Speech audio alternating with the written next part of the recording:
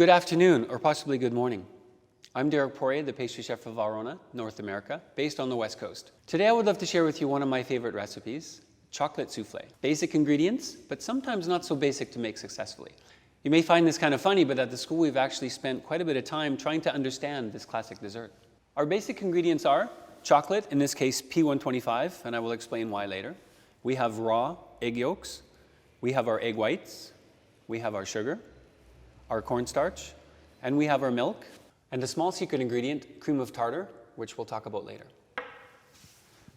I start the recipe by putting our milk into a saucepan. We have our cornstarch. It's funny, but I hear a lot of people talk about they're scared of burning their milk. Here's another little secret. We add a small amount of sugar into our milk, which will help the milk from burning on the bottom. Now we need to bring this to a boil.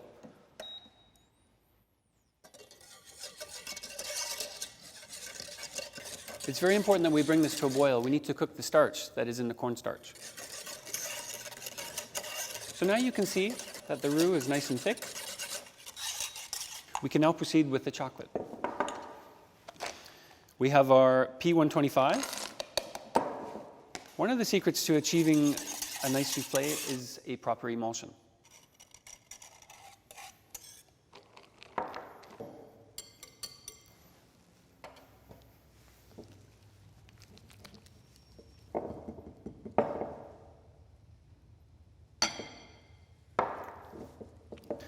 As I speak of emulsion, it's important that we add the liquid in 2 to 3 parts.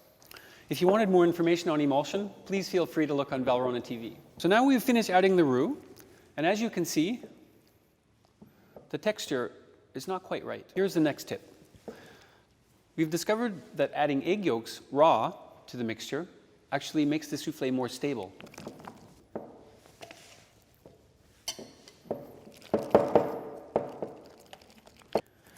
Now, as you can see with the addition of the egg yolks, the texture of the emulsion is beautiful.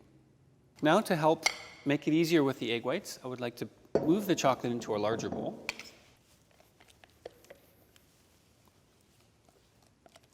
And now we're going to begin to mix the egg whites.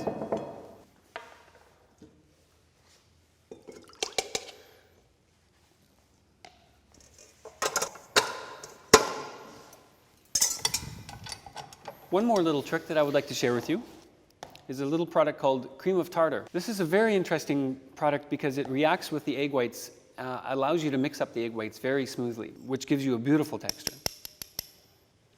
So we're going to mix this in with the sugar before, and then we start to whip our egg whites. One more little trick is actually how we whip the egg whites. It's very important that we do not whip the egg whites very quickly. It's important to develop a very, very tight bubble structure inside the egg whites. This allows the souffle to rise very evenly.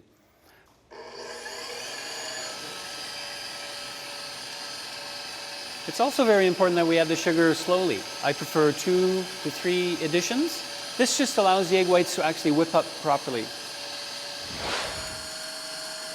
And now we have the final addition of sugar.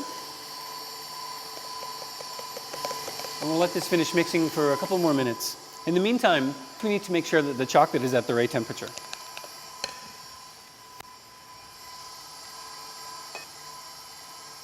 40 degrees Celsius, perfect. Just above fusion point.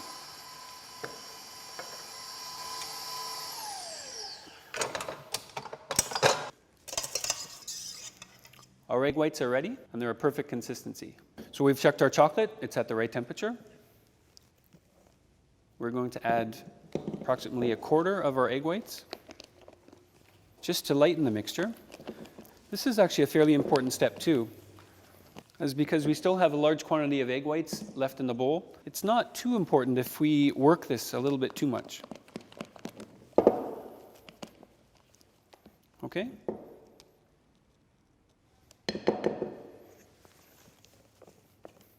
Then we add the rest.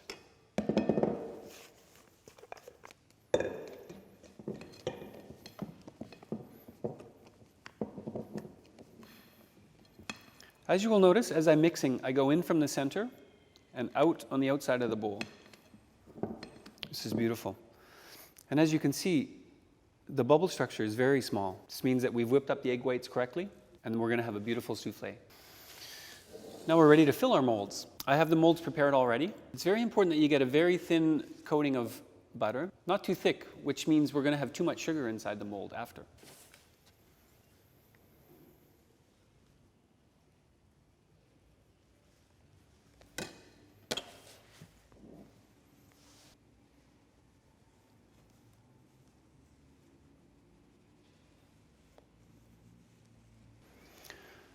Another important tip is actually the way that we finish the soufflé. Start from the middle. 1, 2, 3. And we go to the outside. This is actually very important because if we started from one side and went to the other, what we're going to do is actually pull the sugar and butter away from the side of the mold, and the soufflé is going to want to stick to that area. And then we are going to just scrape and release the side of the soufflé ramekin. Okay? So I'm going to finish the rest of the molds, and then we're going to be ready to bake. I would like to touch on a few of the things that we talked about during the demonstration. The chocolate. Coeur de Guanaja, a very interesting chocolate. P125. It is low in sugar. It is low in fat. It is very high in dry extract, allowing the soufflé to rise evenly, stable, very stable, and also a very, very strong taste of chocolate.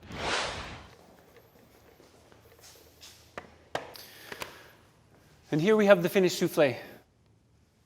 Just for fun, I made a small presentation.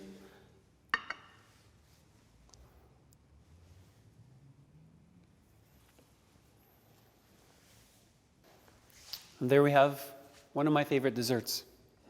For all the information and details, please go back to Valrhona TV, and you can find the links to the recipe and also to the tips that we talked about. I hope to see you soon on Valrhona TV. Have a good afternoon, or possibly a good evening.